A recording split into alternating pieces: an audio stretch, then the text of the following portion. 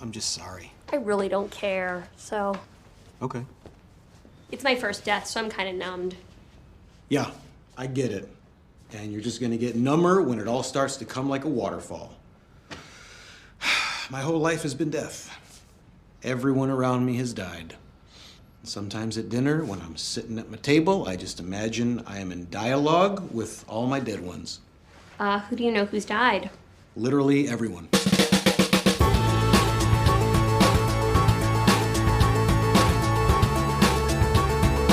What's going on, everybody? It's another episode of Boys Watching Girls. We are just two boys watching HBO's Girls, breaking down every episode. We are your hosts. I'm Joe Welke. I'm Vance.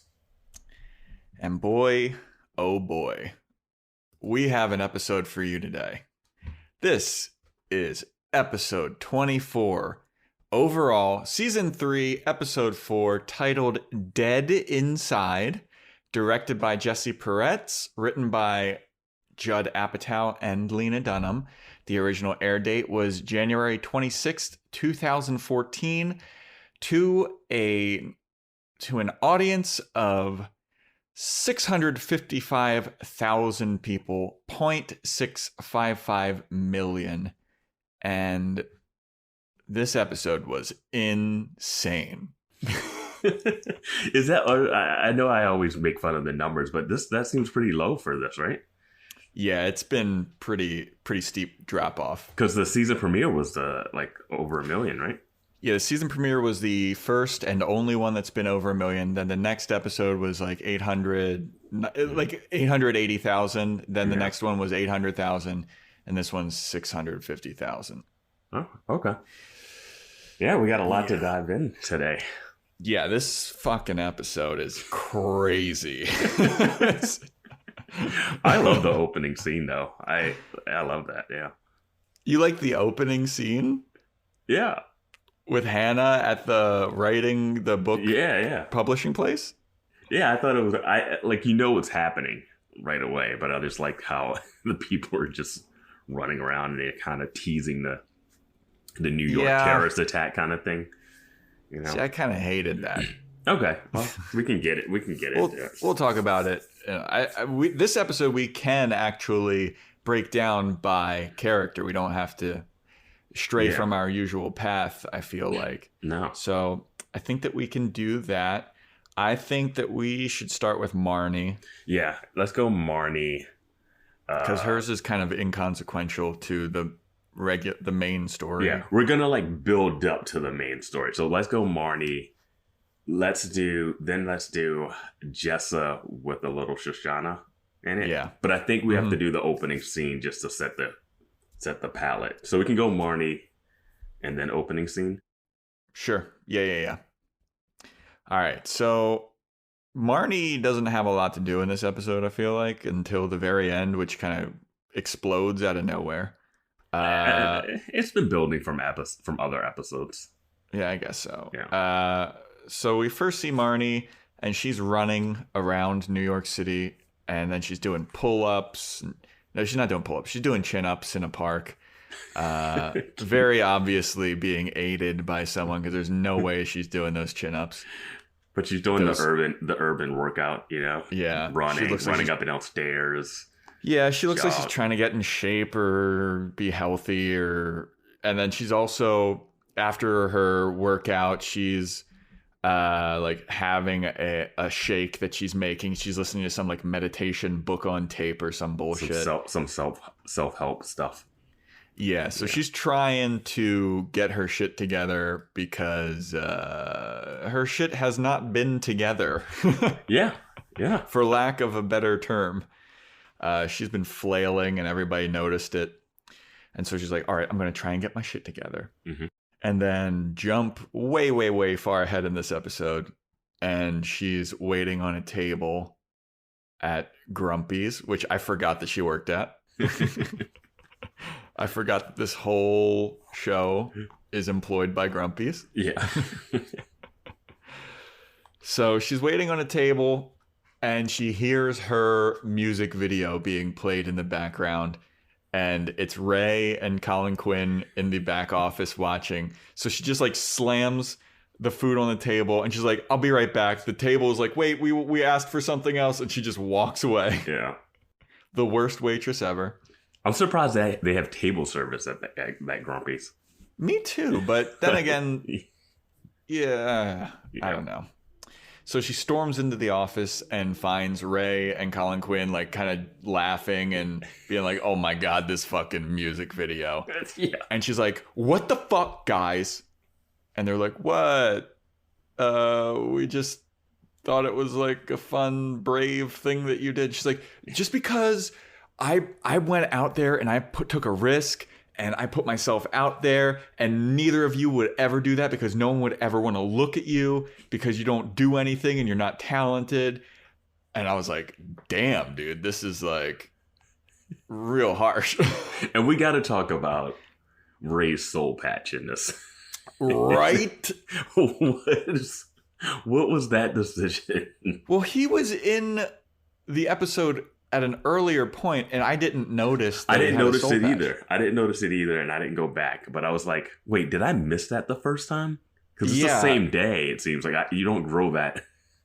Yeah. You don't grow that overnight, basically. You know, it might have been the next day, but I don't think you... I don't think that he had it in the first scene that he's in. Yeah. But then he definitely had it in this scene, and boy, oh boy. Yeah. Joe's fashion corner. That's a big no-no. I'm surprised him of all people would go that route. And not do it ironically. And not do it ironically or something, you know? Maybe he had to do it for another role that he had while this was going on or something. But it was just like a random addition to his face. Is this the Cavill Superman Mission Impossible? They were like, you're not shaving that soul patch. Yeah, he had a... Yeah, he couldn't do it he couldn't shave his soul patch due to a contract dispute. Yeah. But goddamn, it was such a random addition to his face, man. And yeah. I didn't notice it at first, and then as he kept talking, I was like, does this guy have a fucking soul patch now? Yeah. I was like, that is making this whole scene hard to take seriously. Right? I did love Hermes trying to like when Marnie comes in, she's like, "Oh, you're looking at they were like, "Oh, we're looking at your music video." She's like, "My music failure, my biggest like music failure." And then Hermes is just trying to like his best to like validate it. And he and Ray are trying to be like, "No, I mean, you have a different take on the song, and when I've heard the song previously, like it was sung in a different way, and the way that you do it made it like more emotional. And you made the words your own." Yeah. And Marnie's not buying it, and she shouldn't. She shouldn't. No, they're laughing at that video because they're laughing. It's a hilarious video. It is very funny. It is very cringeworthy. And they did that music video so well. Oh my God, yeah. Like, this show really nails some things. Mm-hmm. And that's one thing that they fucking nailed. Yeah. So yeah, then she has the freak out and is like, no one would ever want to see anything that you do. And they're just like, all right. And then she's like, you know what? I don't even know why I'm working here. Or Ray says something like, do you even like working here? And she's like, no, of course I don't like working here. Nobody likes working here. This place is a dump, which is like something that waiters would love to tell their managers all the time. Any employee, almost at any random like job where you're just an employee. If you're doing a job for money, usually you're not loving it. Like, dude, but especially some people love their jobs, but like, especially restaurant work though, because working in restaurants all the time, as soon as you get hired, they're like, we need to make sure that you're like 100% in on being part of the restaurant family. And like, we think of ourselves as a family here. And like, we want you to live, breathe, and sleep this place. It's like, no one wants to fucking live, breathe. This isn't anyone's dream to be a waiter. You know, this is just what you're doing while you find something else. Or it's convenient because you can switch shifts because you're an actor or something. Mm-hmm. But it's no one wants to be like, yeah, this is what I fucking want to do with life. Yeah. I mean, I'm sure there are people. I mean, there are people who like in Europe, like you can be a career waiter and a career bartender because it's like, you get paid. They get paid. Like but here you're hustling. Every person is your client. Like some person walks in, they're your client now. So you have like 50 clients in a day as opposed to like something else. So it's I get it. And I was confused why Marnie didn't go back to the other job that was paying her more. That seemed like the hostess job? Yeah. I seemed like that would have, or at least go to another hostess job. I'm not sure why she ended up at Grumpy's, a coffee shop. Maybe because she thought that she could work with Hannah or something, who she doesn't even really like, or Ray, who she doesn't even really like, or yeah, how would that even like work out? Well, how did she lose the hostess job? Because I thought she would have lost it when she walked out to go fuck Booth Jonathan. Yeah, but she didn't. And then all of a sudden, she was just like lost the job. I forget how she lost that job, and then she was looking for other. I don't know. I can't remember. Yeah, but she's basically like, yeah, of course I don't want to work here. This place fucking sucks, and like. Why would anyone want to work here? And then Ray's like, well, that settles it. She's like, you know what? You're right. It does fucking settle it. I'm out of here. Oh, and she says, I wrote this down. She says, I don't know why I'm wasting my talents here. You know who I am, and do you know who would want to work with me? And Ray goes, no, I don't. Please enlighten us. And Marnie says, lots of people. Fancy people. Yeah, she goes, fancy people want to work with me. And I wrote it down. I was like, that's just crazy. Fancy people want to work with me. This is more of her being like delusional, thinking that she's got her shit together and just like nothing's going right for her. Which I thought was interesting because the episode, like the little bits that we see of her, seems like she's accepting that she doesn't. Yeah, but she's according to Wikipedia's breakdown of this episode, it says Marnie has a mental breakdown and quits. Yeah, okay. Yeah, that's all you gotta know about Marnie. Yeah. And then she storms out and Ray's like, wait, Marnie, no, what?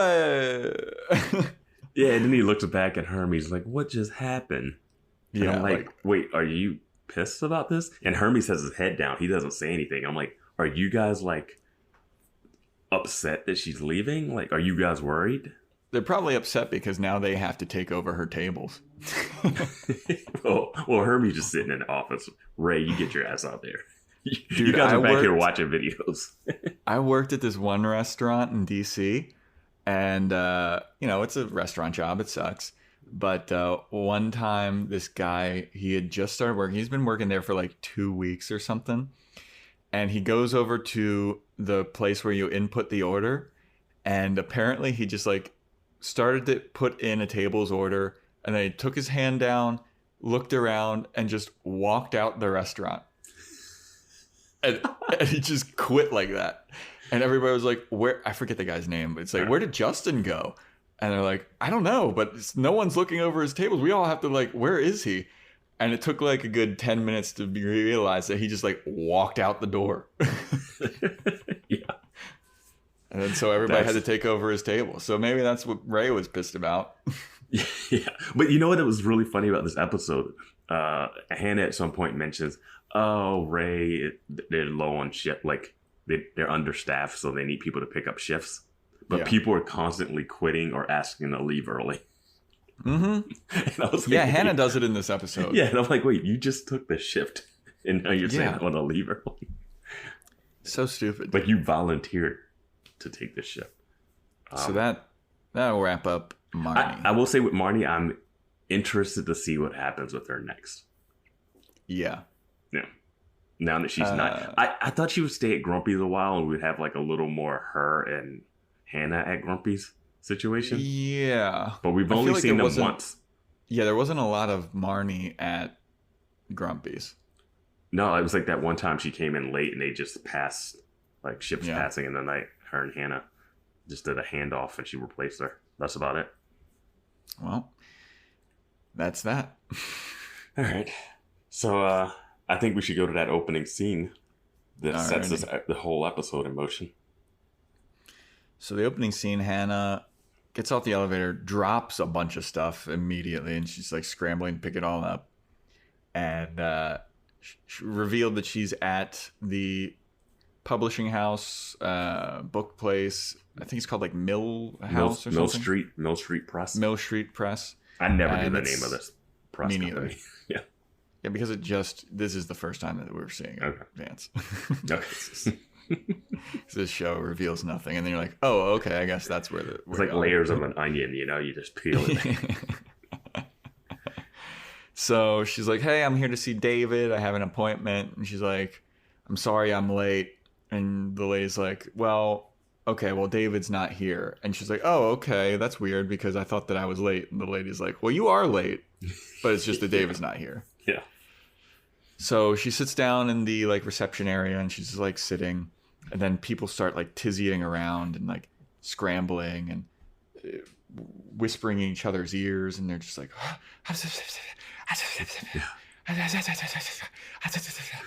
and you're just like, what's going on? People are running back and forth. It's crazy. It's like pandemonium. The phone's ringing off the hook. And phone's ringing. The receptionist is like, yeah, I don't know. I don't know what happened either. That's all I know. Yeah. I don't know what's going on. And then I just hated that because it's like, we all know what happened. Just say it. Like this dragged out 2 minutes of screen time. I will quote give unquote you, mystery. I will give you that. When Hannah goes up to the receptionist and asks, hey, what's happening? And she's like, I just can't right now or whatever. Yeah. And I'm just like, you can tell the person who just came in. Yeah, you can literally tell. And then Hannah's like, well, I just want to know if I should be like on this floor in case there's like an emergency happening, which is a fair argument. Yeah. You know, the irony of all of this is that we've been bearing lead too. I don't think we've mentioned that David, the publisher, died. Yeah, David, the publisher, Hannah's ebook, Jedi Knight. She's a Padawan. And he's a Jedi. Yeah. He's dead. Yeah, he's dead. And they do kind of tease a little bit like it might be like it's teased very slightly that it might be like some terrorist thing because Hannah goes, should I even be on this floor right now? Yeah. But no one's like leaving the floor. Yeah. And it's not that like widespread panic like that where you would think it's something building centric. Well, as soon as they started doing like the pronoun game where like they're like, I don't know what's happening and being very vague. I was like, oh, dude's dead. Yeah. Yeah. Because as crazy as he is, he doesn't seem like the person that would be late to his own meeting. That's true. Yeah. He seems like a very professional dude. But then you also see like he was all drugged out at Hannah's birthday party or whatever. Yeah, but that's just him on his off night, you know? Yeah. Work hard, play hard. Yeah. So he's dead. Who gives a shit? That's literally the whole point of the episode. Yep. It's giving a shit. Yep. So Hannah, the next scene we see is Hannah talking to Jessa about it, which is the worst person to go to in any time of crisis. And man, yeah.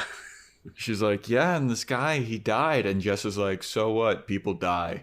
It happens. Yeah, it's like, she said it's like a flood or jury duty.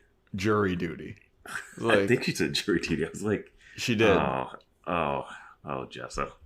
And Hannah's like, I don't know. It's just crazy. He's dead. And like, I don't know. Oh, also Joe's Fashion Corner. Hannah's wearing a fucking horrible sweater that has like weather patterns on it.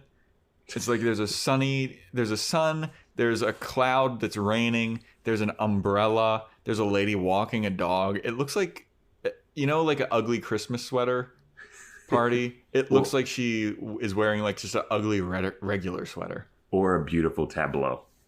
Ugh. The worst. So she's talking to Jessa, and Jessa's basically like, well, time and space is made up and we don't blah, blah, blah. And who knows if he is even really dead in this plane of existence, or he might be alive in another plane of existence, and time is linear and we only choose to live in this moment right now because this is what we choose. And I was like, God, I hate this woman. Well, when Jessa started talking about time, it reminded me of Adam when he's like, time is rubber band during Jessa's wedding. So they both seem to have like an interesting view on time, just to tease that out there. Yeah, and then Jess is also like, I kind of look forward to dying, to be honest. Like, it'll be like something blah, blah, blah. And she talked to Shoshanna about that in one episode. Remember, she was like, "Oh, I talked to a psychic that told me when I was gonna die." It's like season 1 or something. Yeah, that was a long time ago. Yeah, I don't remember exactly what she said, but yeah, I remember she talking about her death or something and knowing exactly how she was gonna die. So she's at least she's staying consistent. That's true. She's a consistent asshole.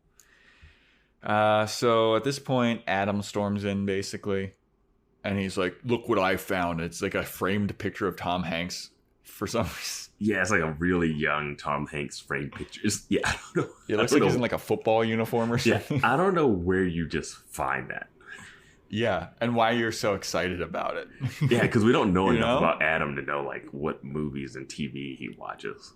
Yeah, does he love Tom Hanks? Does Hannah love Tom Hanks? What's the deal? Yeah.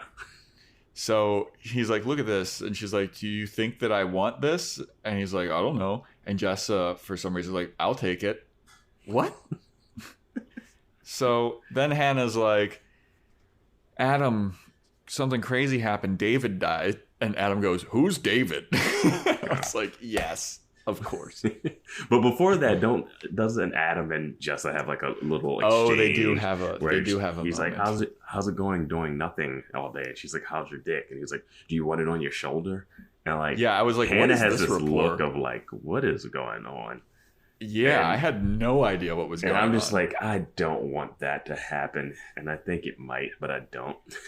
Well, it was like they had that like that was an inside joke between them for years, but we haven't seen them be friends at all. Yeah. Yeah, and what happens next with what Adam is talking to Hannah about? Jessa is just as flippant, you know? Yeah. So Hannah's like, "David died." Adam's like, "Who's David?" And she's like, "It's my book dude." And he's like, "Oh, fuck, that sucks." And he like goes over to comfort her. And she's like, "Yeah, I know, it's just really crazy because like, you know, he died. They found him face down in the river, and no one's talking to me about what's going to happen with my ebook." And Adam is like, "Are you fucking serious right now?" And Hannah's like, "What?" He's like, "You're worried about your fucking ebook? Like, the guy that you know is dead. Like, you had him, he went to your birthday party." And Hannah's like, "Well, I didn't invite him to my birthday party." And Adam is just like, "I can't believe you right now." Yeah. Which, fantastic. And where do you fall on that spectrum? You want to know how I really feel about it? Mm-hmm. I would probably be more on the Hannah side of the spectrum. I think I would be too. But like I get, because I think of all the people at the job too, like the receptionists, the people that work at the office, like they're going to grieve. They're going to feel like, oh my God, they're going to have that initial moment of shock. Yeah. But then they're also going to think logistically, like, this guy was in charge of all these books and all this stuff. It's kind of like dealing with Marnie. Like, you're like, oh my God, she just left the restaurant. What happened? But we also have to figure out who's going to cover these tables. Like, so there's a logisticness to it. And it's like I don't know when Hannah could bring up the question about the book where it would be tactful. You know what I mean? Because you're gonna wonder about that regardless. Like, you can grieve all you want, but you're still gonna wonder about that and not know how to approach the situation. I mean, if this dude really was like her mentor or something, and she really looked at him as a mentor, then she should grieve a bit more. I think she should have a little more feeling. Yeah. Like, she should have some feeling. Yeah. Even if that feeling is more shock. Yeah, man. But she doesn't really. It's not really how she processes things. Like, she hasn't throughout the show processed serious stuff in that way. Yeah, every time something serious happens, she is always like with a joke or like, "Oh, how is this affecting me? This is really gonna fuck up my shit." Yeah, like that's her whole MO in the show. Yeah. So it's not surprising, but this is the most serious and grave thing where it was like someone's dead that you know, that you supposedly supposedly look up to Mm-hmm. and who's helped you. And you're like, well, fuck, there goes my cash cow. Yeah. It's one of those things you think, but you can't say it until like a couple days later, you know? Yeah. Like, Yeah. it's one of those things. Yeah. And Adam is very sensitive. Like the fact that he's taking it so hard, and he barely knew the person, you know? Like, Yeah. but it's a person that died, and he's like, hey, like, let's respect that. It's one of those weird things about Adam. He's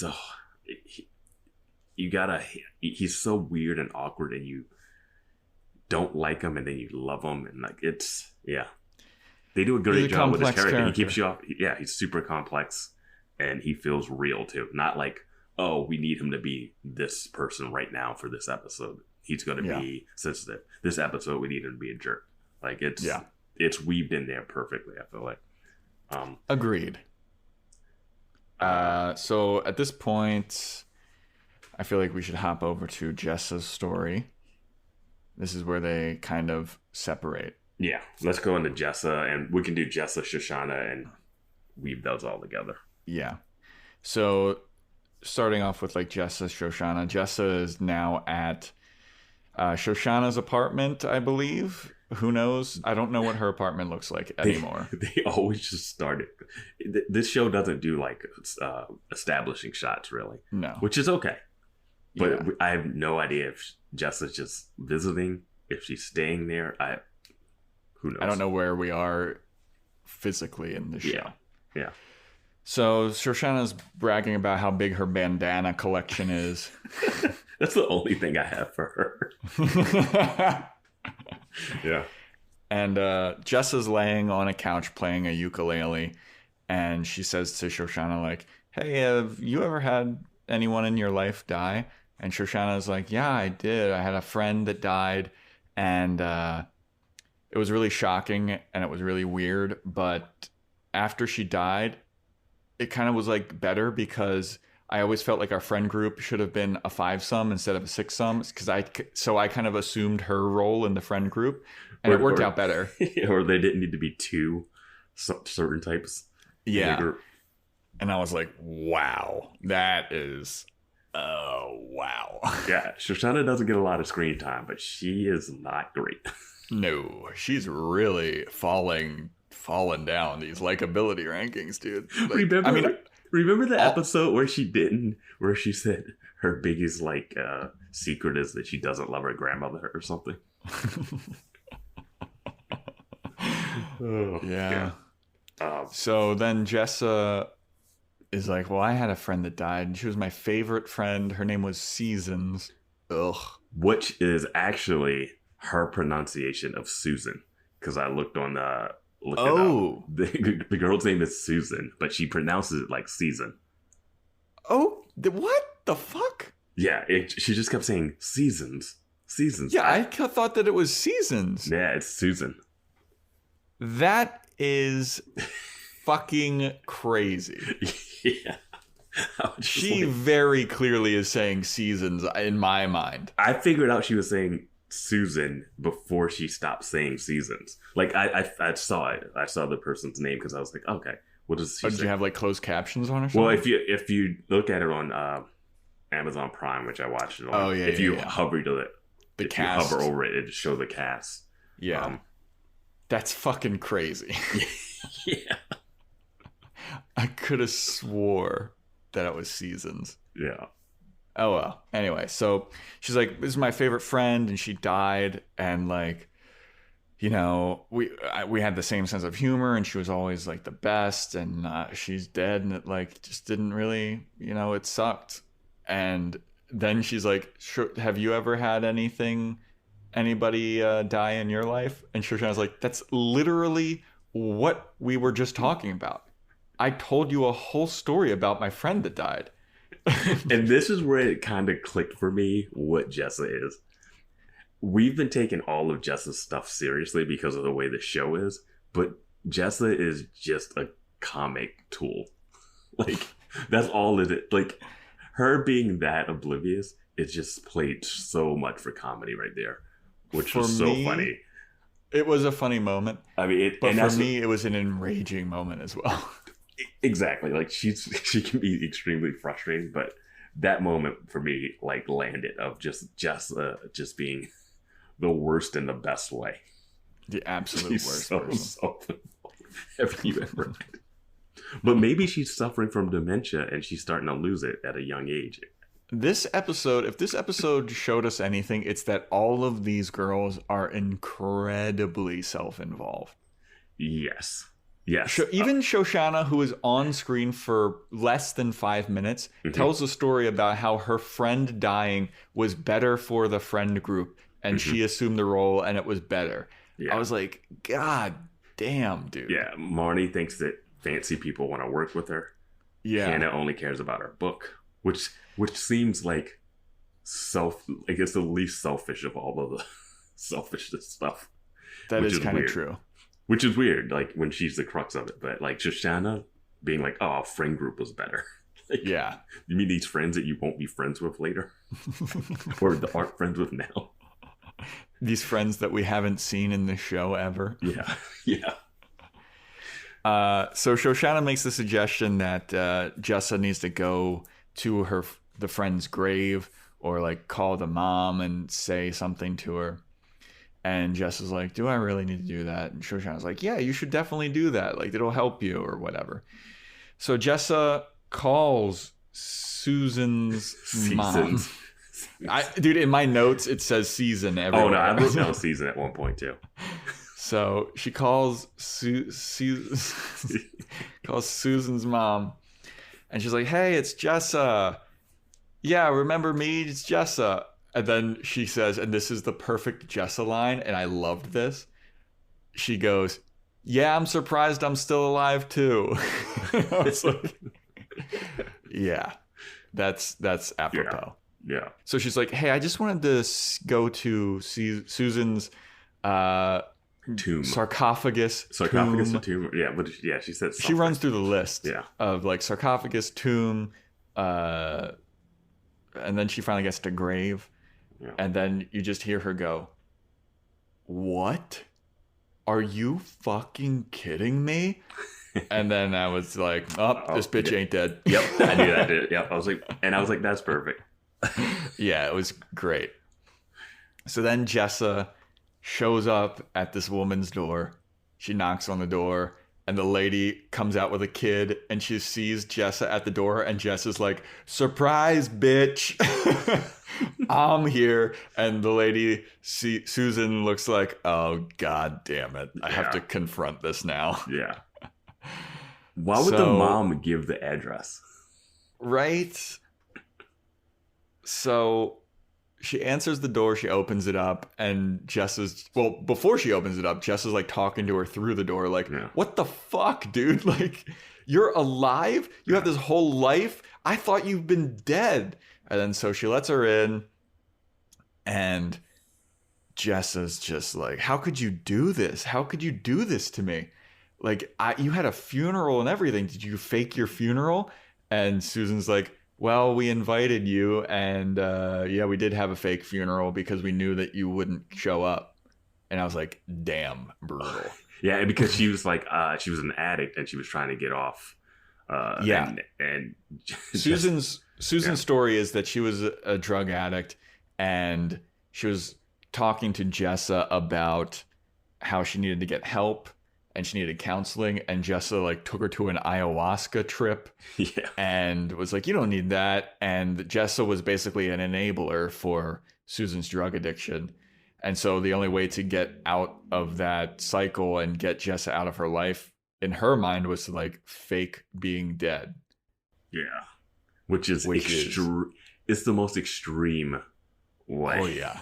That's crazy. And also the fact that it worked meant that Jessa doesn't care enough that she would ever like randomly run into a friend of a friend or something like that. Like follow up or something. No. Like it was brutal, dude. And did you mention she has a baby? She got a baby. She got a baby. She's like, oh, can I hold your baby?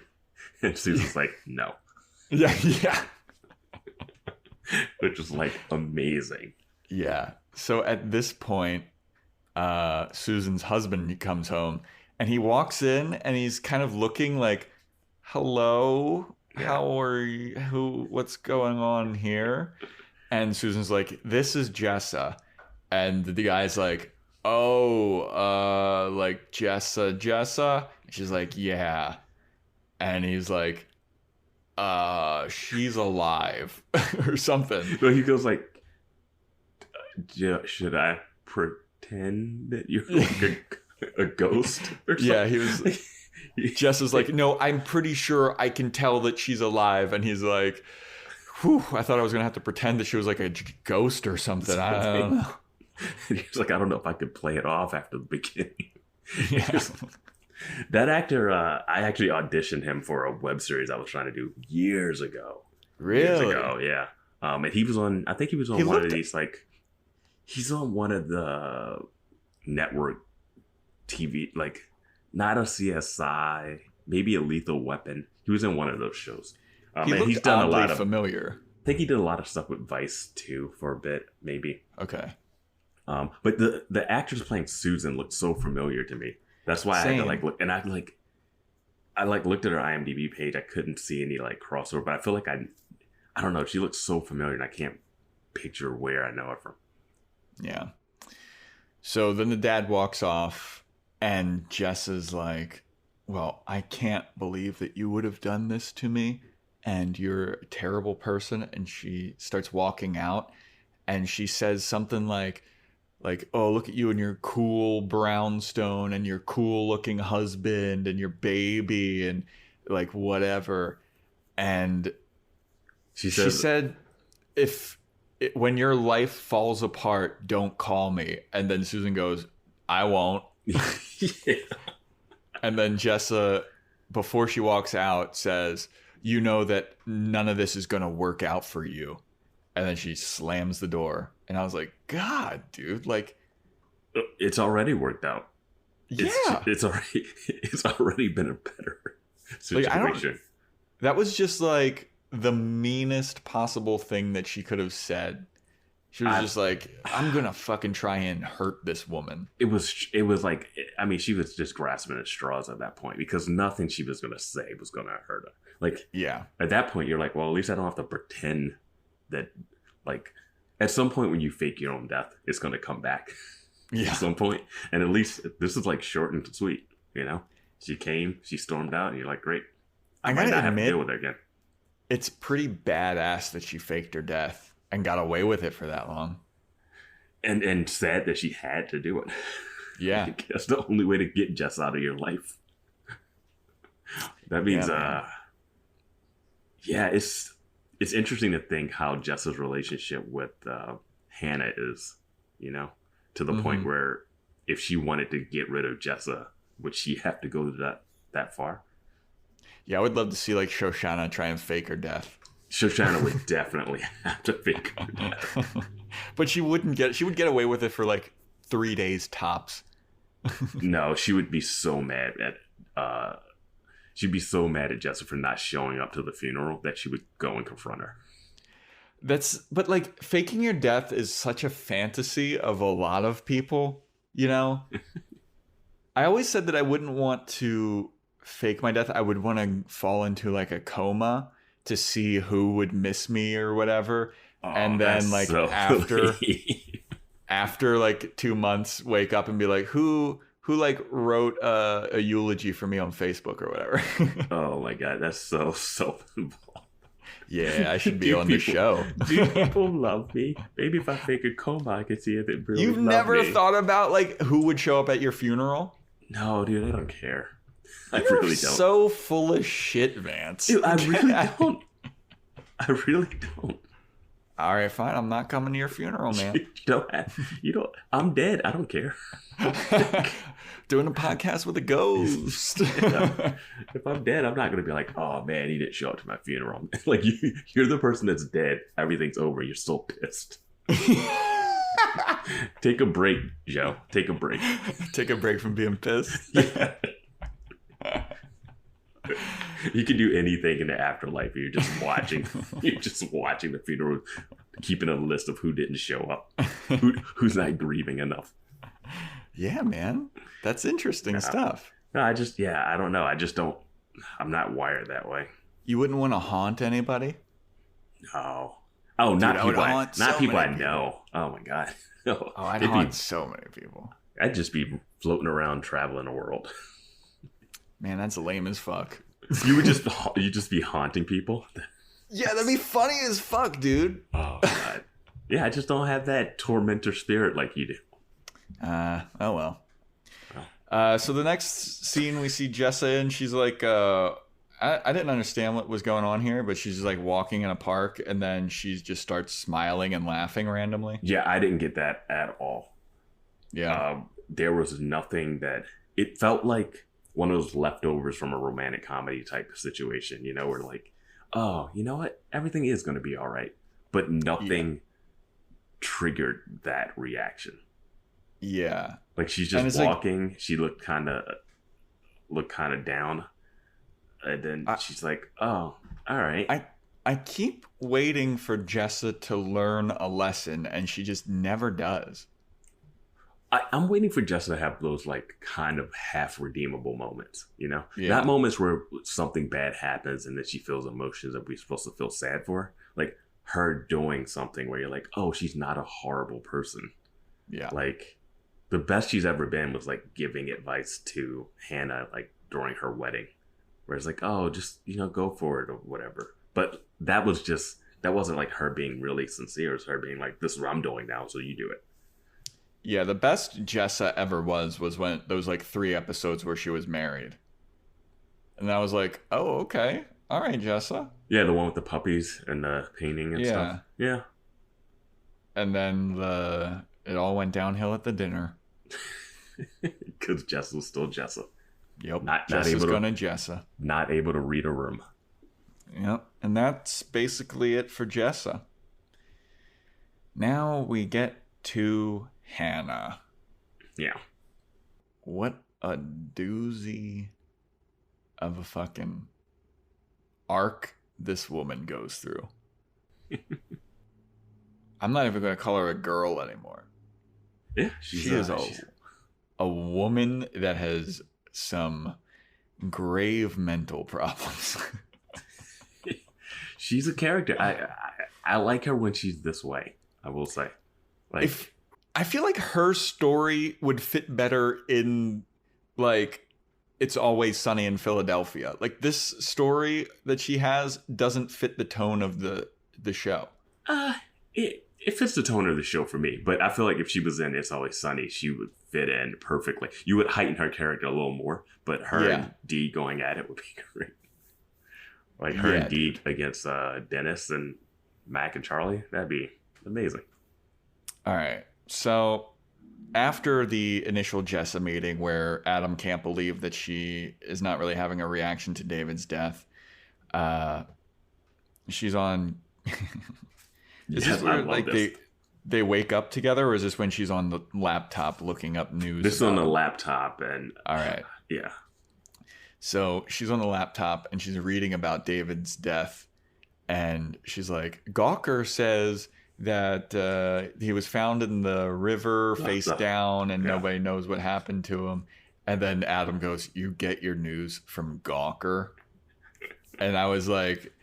This is such a staple of the time because Gawker doesn't exist anymore. Yeah. But Gawker was known as like this sardonic, snarky kind of news media site. Mm-hmm. And Adam basically just trashes Gawker. He calls that out, and then she mentions Jezebel, which was their sister company. Or one of their affiliate sites. Yeah. And about feminism. And he's just ripping. Didn't Gawker, are they the ones that got sued because of the Hulk Hogan thing? Yeah, Hulk Hogan took down that empire because they I think it was illegally got his sex tape and posted it. Yeah. And then he sued them and it ruined their whole company. Yeah.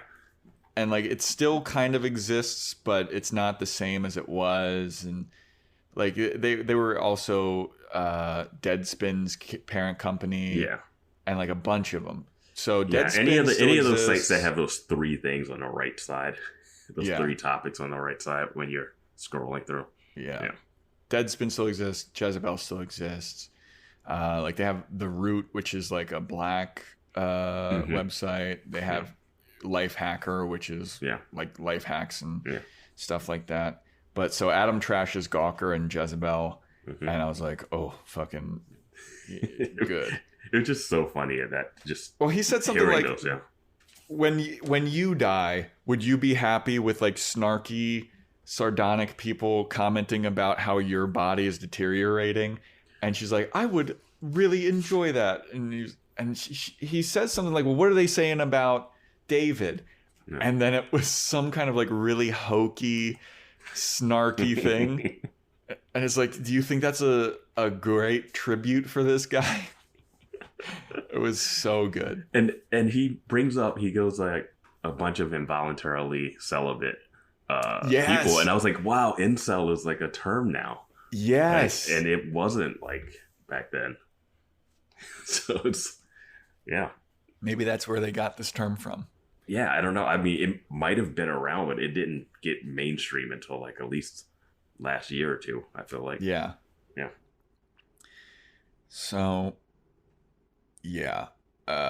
is the next thing I think that she's at Ray's or Grumpy's? No, the next thing is that they sleep together and they wake up and Hannah gets up and she starts to get changed, and then we get the gratuitous Hannah boob shot of the episode.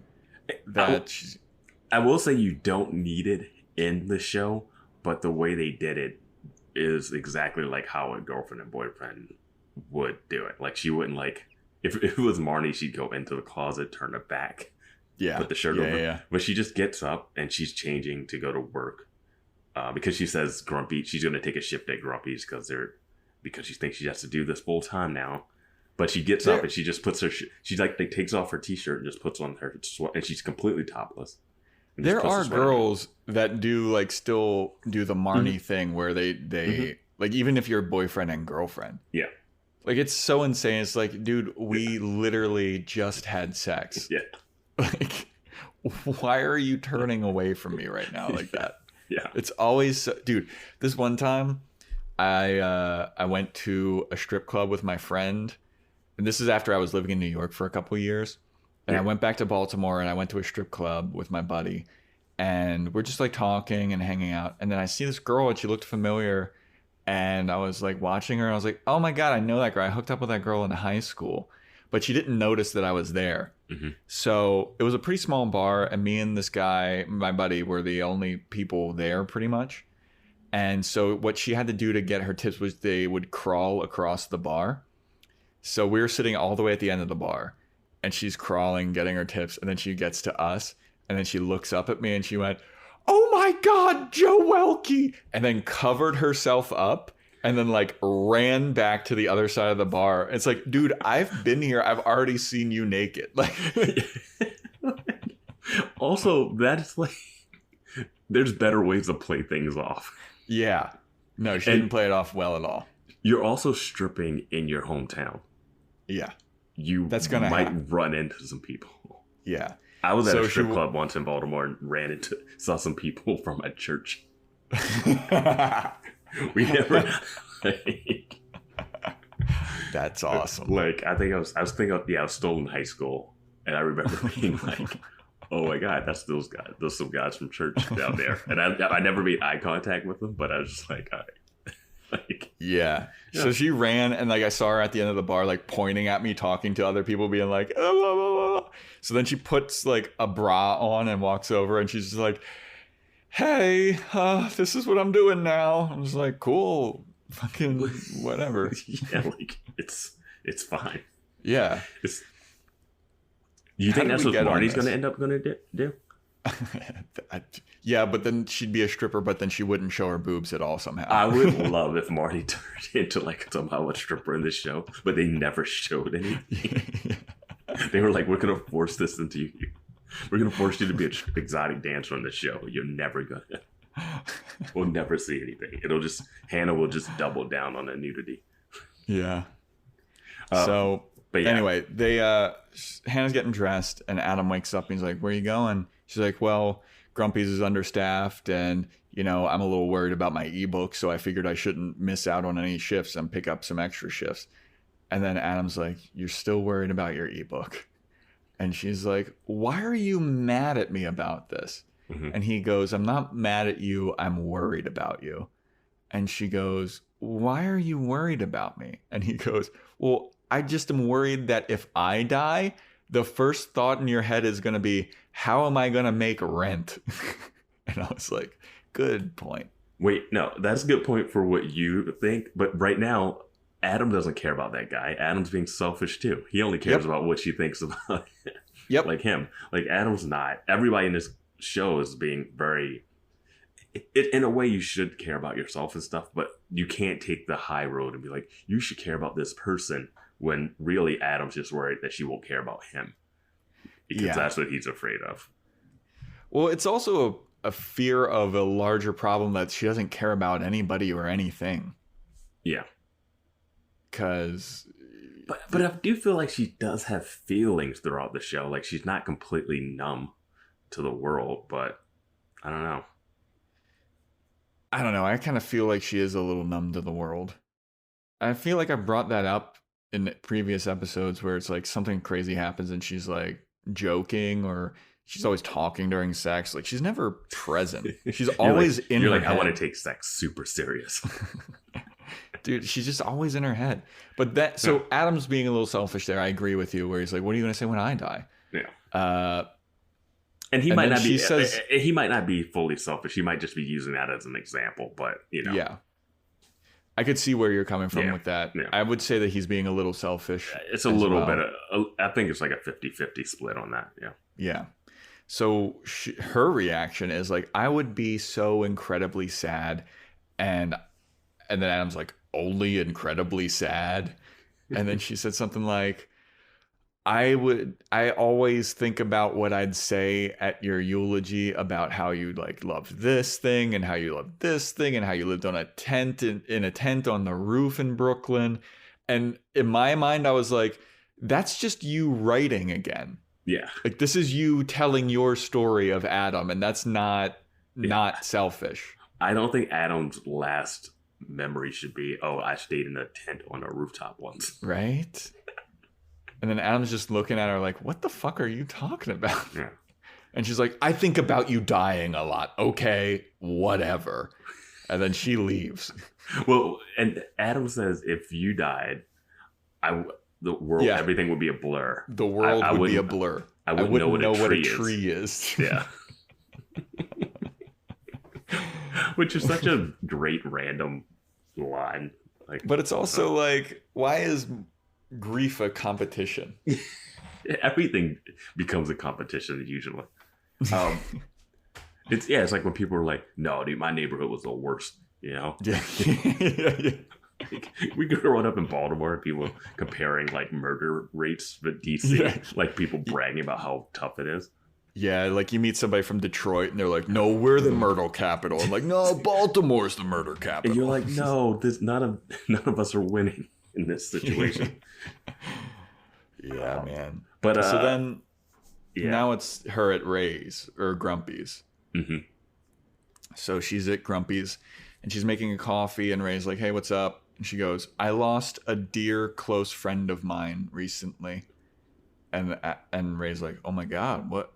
Who is it? And she's like, my mentor and book guy, David. Not her words. I'm paraphrasing. No, we don't know his title. Yeah.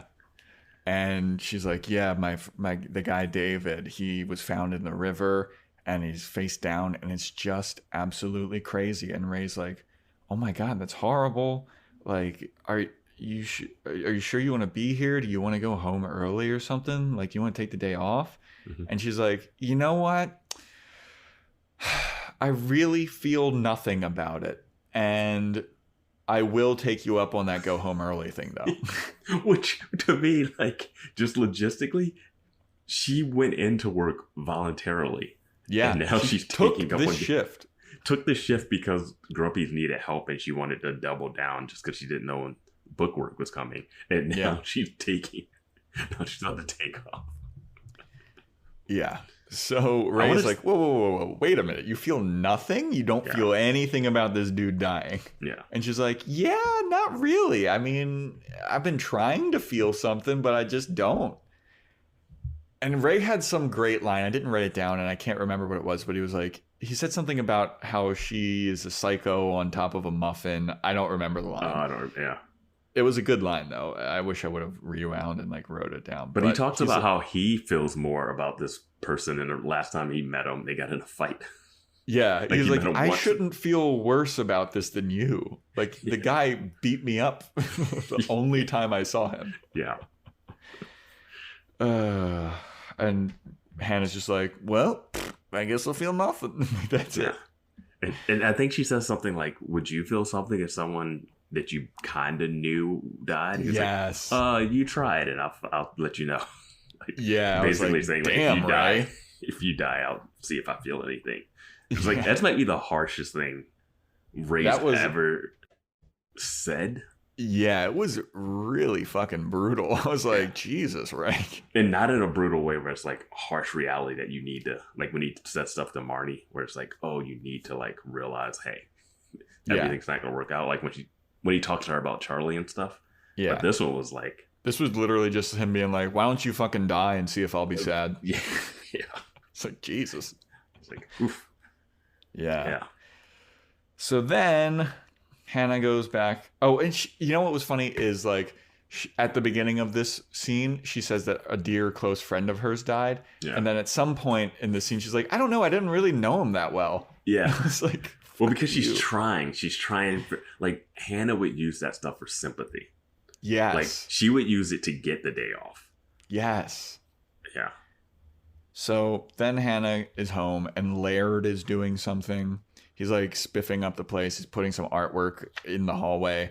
And Hannah's like, hey, what's up, Laird? And he's like, I'm just fixing this hallway. I was so happy to see Laird. So happy. Dude, Laird is awesome. Yeah. Laird is hilarious. Oh, can I bring up a point that I just thought about? For it. What if I was just like, absolutely not? I was just thinking about, remember when Hannah went to that book signing with Jenny Slate's character? Yes. And she was all upset that Jenny Slate had a boyfriend who committed suicide. So she had so much to write about. Oh my God. And like how she was just like, oh, I wish I had a boyfriend who committed suicide. Like, it's not like, I'm not like foreshadowing that that's what's going to happen to Adam or anything, but that just is a foreshadow of her like callousness of like where she thinks about like stuff, you know? Damn, dude. I forgot about that's a good point. Yeah. Fuck. Yeah. So anyway, she's like, hey, what's up, Laird? And he's like, I'm sprucing stuff up. What's up with you? And she's like, a dear close friend of mine died. She said the same thing that she said to Ray. Yeah. And Laird's like, oh my God, I'm so sorry. Let me hug you. And then he's hugging her and she's like, thank you. And he's like, I'm so sorry. This sucks. I'm so sorry. I feel so bad. And then Hannah's just like, you know what? It's okay. It's fine. I don't really feel anything about it. I love that she gets the sympathy and then admits to not feeling anything. Yeah. And Laird's just like, what? She's like, yeah, I mean, I just don't feel anything. Like, this is my first death and I'm kind of numb to it. I don't really get it. She's like, do you know anybody that died? And he's like, literally everyone I know in my life has died. And I was like, he delivers that line so great. He delivers it so that I started cracking up when he says that. And then I kind of also missed the reveal of him being like, including my turtle. And he holds up like a turtle carcass. It's in like one of those pomegranate juice bottles. It looks like. I was like, Jesus Christ. And he was like, I didn't even think that could happen about this turtle. Yeah, because turtles turtles are known to outlive their owners, but not Laird. Laird just is cursed with death around him. Dude, Laird's such a great character. I know. I didn't think he'd ever show back up. And then when he pops in, he's great. He's great comedic relief. Yeah. And then trudging down the stairs is a surprise for everyone. It is Adam's sister, who is still in this show somehow. Is she staying with them? Did she come to visit? Like, why is she coming down the steps? I guess she's still staying with them, But as soon as I saw her, I was like, oh, this lady's still here? Like, I thought that we were done with her. No, I knew she was, because was it the last episode that ended with her? Yeah, right. The last episode was the birthday party, the fight, right? Or am I missing? Guess so. Yeah, the last episode is Caroline was there and she's staying with them, but which is amazing about this show. The end of last episode with Caroline in the bathroom breaking the glass. Yeah, completely bottomless. Don't even pick it up. Don't even pick it up the next episode. That's why I was so surprised that she was in it. She just jumps down the steps. I didn't even pay attention to her hand. Her hand should be like in a permanent cast. Her hand is bandaged up. Okay, it is bandaged. Okay. Yeah. Yeah, I was just like, when she popped down the steps, I was just terrified. Yeah. She was like, hey, Caroline, how's it going? I was like, Caroline? Oh, God, this lady. Yeah. So she's like, what's going on? What's the haps, everybody? And Laird's like, my turtle died. Hannah's friend died. And then Caroline's like, oh, that's nuts. Come with me. I'm going to go do something cool. She's like, I'm going on my daily constitutional. Come, Hannah. We'll get some tea. Yeah. And she's like, okay. And she's like, you come too. Bring the turtle. And like, she's saying it in that weird, flirtatious, creepy, sinister way, like when she was talking to Hannah's dad and when she was talking to Ray, where I'm just like, Laird, get out of here. Yeah. Laird, go back home. So they're walking down the street and Hannah's like, I just don't want Adam to think that I'm like a psycho because I'm not feeling anything about this death. And he's like such an emotionally aware person and I'm not, I guess. And Caroline's like, come with me. And then she just starts running. Yeah. Well, and there were two things I was thinking in the scene. One, I was thinking Joe's fashion corner because you see them all walking down. Dude. And then I was also thinking there's a part where Caroline talks about saying that Hannah doesn't ask about Adam's childhood and like what he used to call his penis and stuff. Yep. And Laird said he called his nickel the pickle. Yeah. Yeah. But it was interesting to know that Hannah doesn't ask about Adam. Yeah, she doesn't. And then old Hannah would have been like stalkery. Well, then Hannah's like, are you going to call me self-involved too? Because if you are, just fucking get it over with.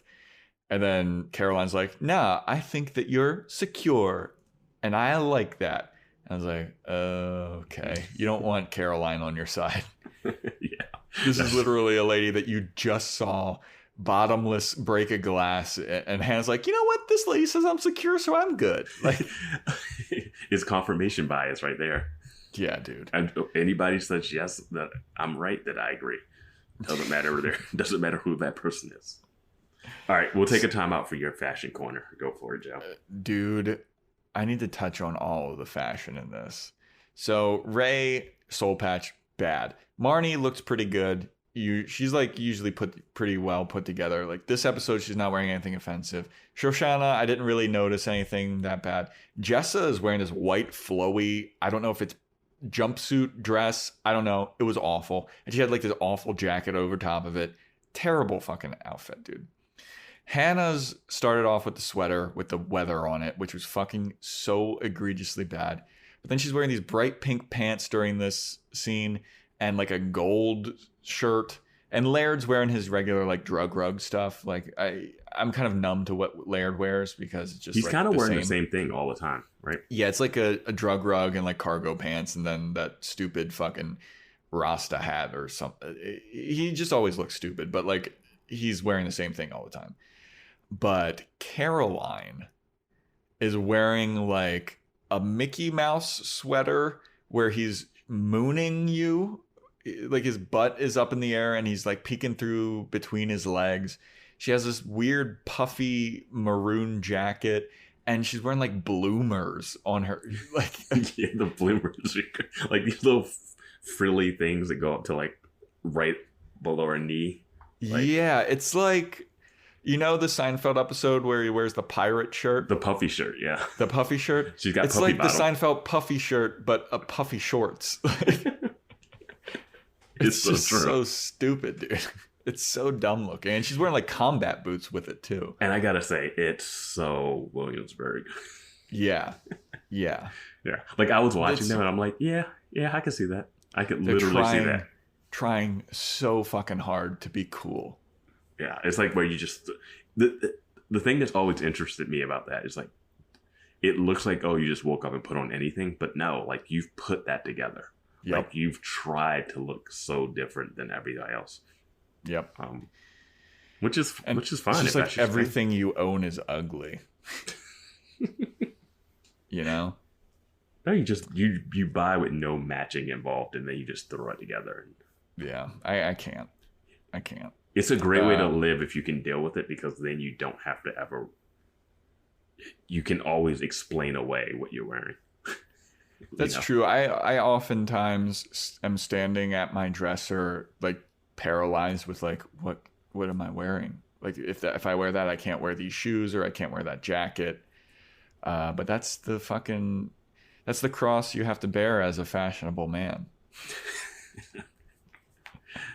Yep, I'll just let that hang there. Yeah. Everybody go to my fucking Instagram, see how fashionable I am. Anyway, do you wear clothes on your Instagram? Yeah, rarely.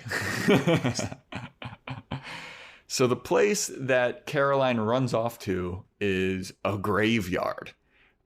And then we see Hannah, Laird, and Caroline frolicking and playing and jumping around in a graveyard, like jumping on statues and like tombstones and shit. I was like, this is straight up disrespectful as fuck.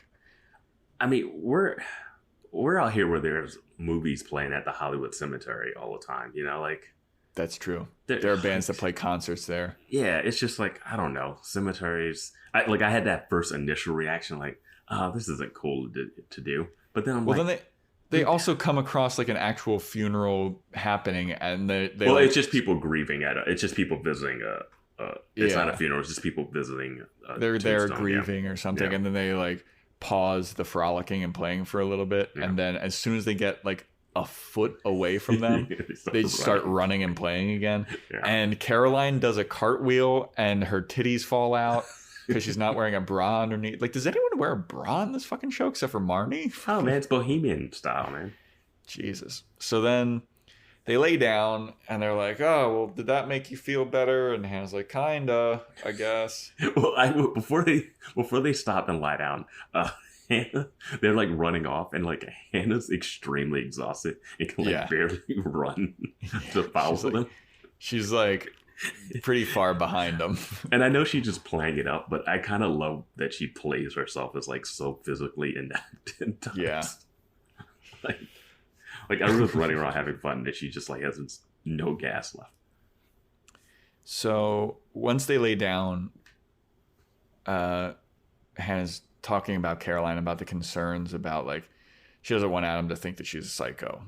And Caroline is like, well, did Adam ever tell you about his cousin Margaret, our cousin Margaret?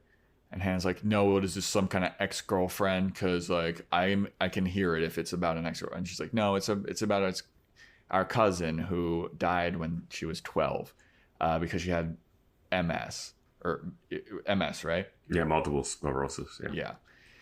So she tells a story about how Adam would always go and visit her, and she would be in like her hospital bed, and he would always go over there, and he would do anything that she wanted, and he would play with her, and if she wanted him to dance like a princess for hours on end, he would do it just because he felt bad for her, and he wanted to make her feel better.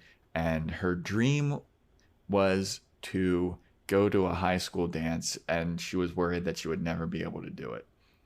So Adam, who had a girlfriend at the time of his, like, I think it was prom or some kind of high school dance, he was like, I'm not taking you, my girlfriend, I'm taking my cousin because it's her dream to go to it. And he took all of the money that he had saved up working shifts at a grocery store, and he bought her a really tiny dress for her to wear. And he took her to the dance, and they danced all night long, and he picked her up in his arms, and they were dancing. It was the best time of their lives, of her life. And the next week she died, and Adam was like devastated about it. And Hannah, upon hearing the story, goes, so what made the dress tiny? Was it just because she was small, or did it have to do with the MS? And Caroline just goes, holy shit. Yeah, and meanwhile, Laird is bawling in the back. Laird in the back is crying his eyes out. His nose is like dripping. Like, it's fucking insane.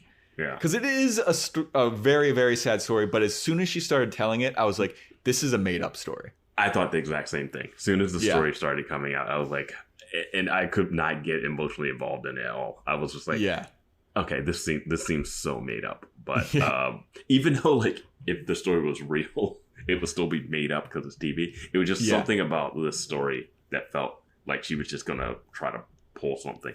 Yeah. So Hannah goes, so what's up with the tiny dress? Which is hilarious. She's like, what the fuck is your problem? This was your reaction to hearing this story about Adam and I's cousin who died when she was 12.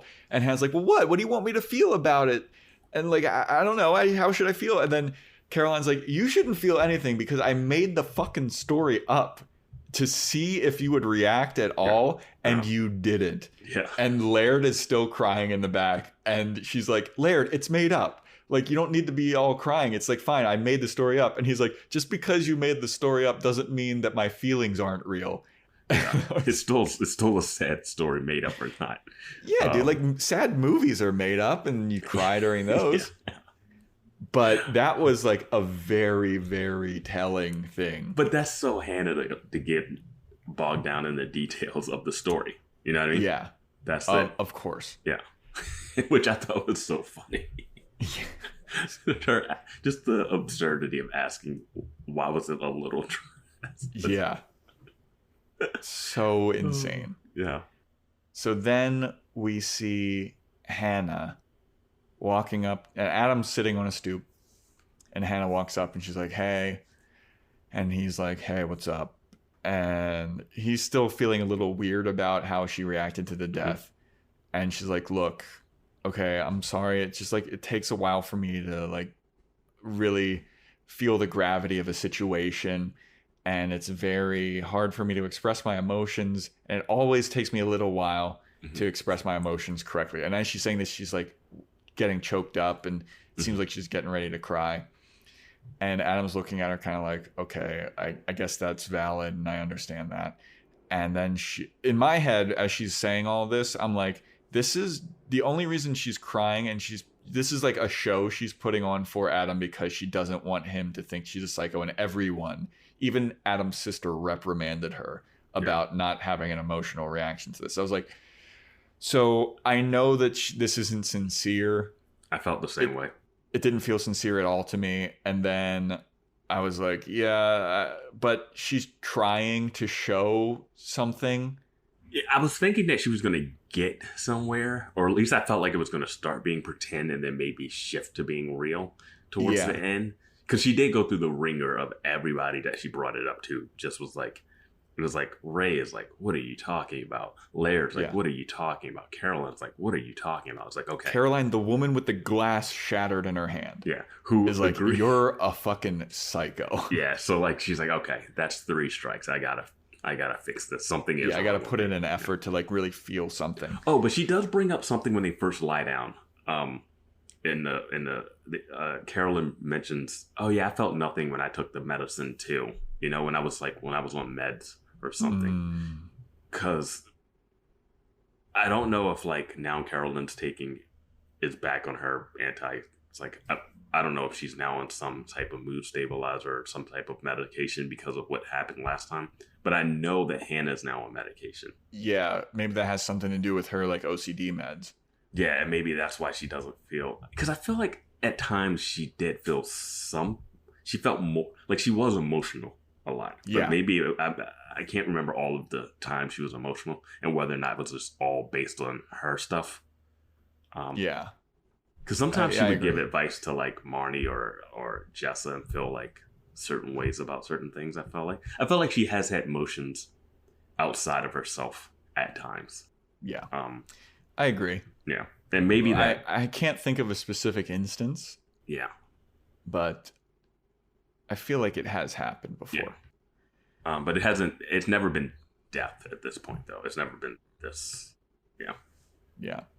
So as I'm debating this is this sincere or is this insincere in my head? Hannah begins to tell the exact same story about her cousin Margaret that Caroline made up. Yeah. And she's telling it to Adam. And Adam puts a hand on his knee and starts looking at her kind of like, oh, wow. And I thought that Adam was going to call her out about it. Yeah, I did too. He has his body language goes, oh, this story that my sister always tells all the time? Yes. This made up story? That's what I thought was happening. Yeah. And I was like, is Adam going to be like, did fucking Caroline tell that story to you and now you're telling it to me? Yeah. I expected that to be it. Or it might come up 2 episodes from now that he knows. But that body language wasn't like, hey, you're telling a really sincere story. Let me listen. It was like, come on. Yeah. Really?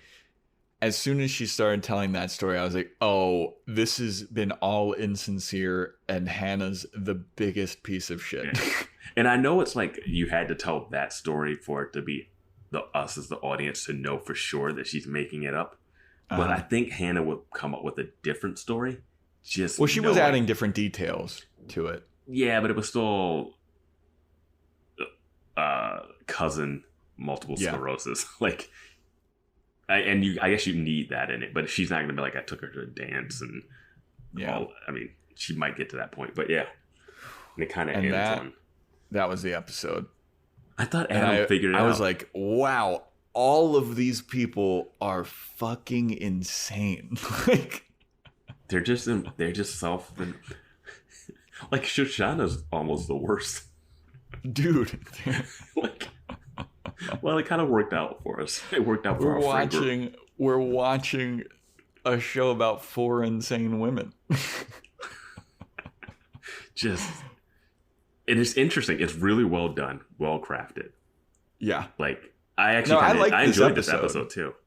Yeah, it was a good episode, but afterwards I was like, oh my... As soon as she started telling that Margaret story, I was like, oh my God, dude. Yeah. Really. The depths that she will go to get sympathy or have people feel bad for her. Yes. Shocked me. I mean, she's done some horrible things throughout the couple seasons that we watched, but this one's not even the worst. Not even close to being the worst. Yeah. So that's the episode, everybody. Likability rankings. Here we go. Everyone's unlikable. That's where I'm at with that. That was fucking wow. I am really confused and want to know what that Jessa last scene was, where like she's looking up at the trees and she smiles and like everything's gonna be okay. Like I just didn't get that. What was happening Me neither. there? Like, what was the symbolism there? Was it her being happy for her friend for getting away? I don't think so. It was, yeah. If it was, it wasn't close enough for it to track that way.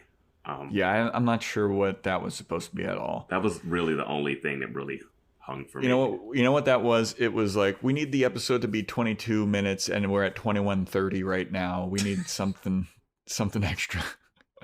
You keep saying these are 22-minute. This is an HBO show. It's got like it's half an hour. It's a full half. You know what I meant.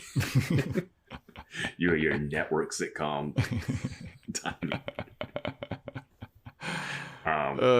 You got any final thoughts on this one? No, I think we dove into this deep. Yeah, I think we hit pretty hard on all of them. Yeah. Holy shit. Sorry. So I was looking at, this is where we normally do like, what's the title of the next episode? But I got a sneak preview of how many viewers the next episode got. Wow. Okay. Well, that is a tease for the next one, I guess. Yeah. Holy shit, dude. What's the title of this one? The title of the next episode is Only Child. Okay. Who knows? Wait, are they all only children? Does any of them have sisters? Well, Adam has a sister. No, I mean like any of the girls. Not that we've seen, I don't think. I don't think Marnie has any siblings. I don't think Jessa has any that aren't like step Yeah. Shoshanna doesn't seem to have one. You know, their sisterhood is their friendships. That's all the family they need. That is interesting. 4 only children in this show? Yeah. As the main characters. Well, maybe we'll find out in the next episode, Only Child. And yeah, that wraps it up, everybody. Stay tuned for the next episode where you get to hear how many people fucking watch that episode. Holy shit. Yeah, thanks for listening, everybody. See ya.